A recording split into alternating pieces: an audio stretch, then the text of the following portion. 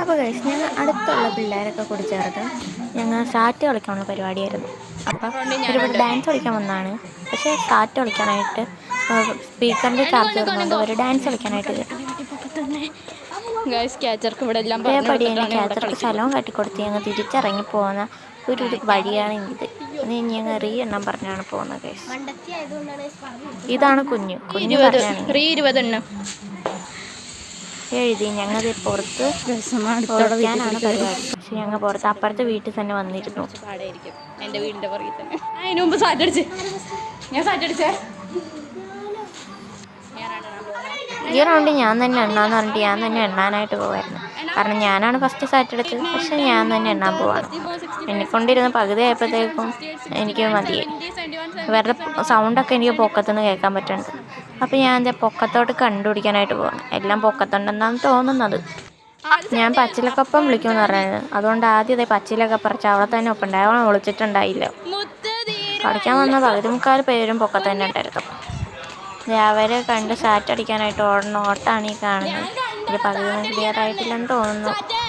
എല്ലാവരും സാറ്റ് അടിച്ചു. അയാൾ കണ്ടുപിടിച്ച വിഷമത്തിൽ അയാൾ അടുത്ത ആളുടെ പേര് പറഞ്ഞാണ് അയാൾ പൊക്കത്തുണ്ടത്. കുറച്ചു നേരം മുമ്പ് കണ്ടാണ് ആദി. അടുത്ത റൗണ്ട് സ്റ്റാർട്ടായത് ഞങ്ങൾ ഒളിക്കാനായിട്ട് പോണ വഴിയാണ്.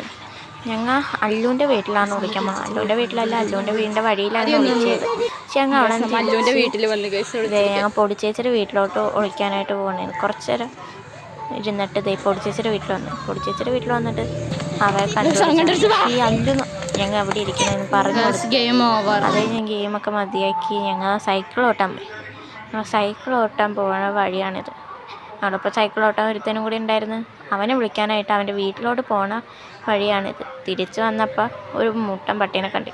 ആ പട്ടിയാണെങ്കിൽ ഞങ്ങൾ ഓടിച്ചിട്ടുണ്ടായിരുന്നു കേസ്. അതുകൊണ്ട് ആ പട്ടിയുടെ വീഡിയോ ഫോട്ടോ ഒന്നും ഞങ്ങൾക്ക് എടുക്കാൻ പറ്റിയില്ല. ആ പട്ടീനെ കണ്ട ഉടനെ ഞങ്ങൾ വീഡിയോ ക്യാമറയൊക്കെ ഓഫാക്കി പതിയെ അവിടുന്ന് അവൻ്റെ വീട്ടിലോട്ട് കയറിയിരുന്നു. അതുകൊണ്ട് ആ പട്ടിയുടെ ഫോട്ടോയും വീഡിയോ ഒന്നും ഇല്ല.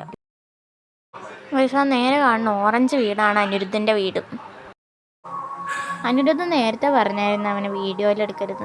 അതുകൊണ്ട് ഞങ്ങൾ അവനെ വീഡിയോയിലെടുത്തിട്ടില്ല. അപ്പോൾ ഇന്നത്തെ വീഡിയോ നമ്മൾ ഇത്രയേ ഉള്ളൂ. ഇനി ഞങ്ങൾ സൈക്കിളിൽ വീഡിയോ ഉടൻ തന്നെ ഇടാം. അപ്പോൾ ഇത്രയേ ഉള്ളൂ നമ്മുടെ വീഡിയോ. അപ്പോൾ എല്ലാവരും ഇഷ്ടപ്പെടുന്നു വിചാരിക്കുന്നു. Like, share, subscribe.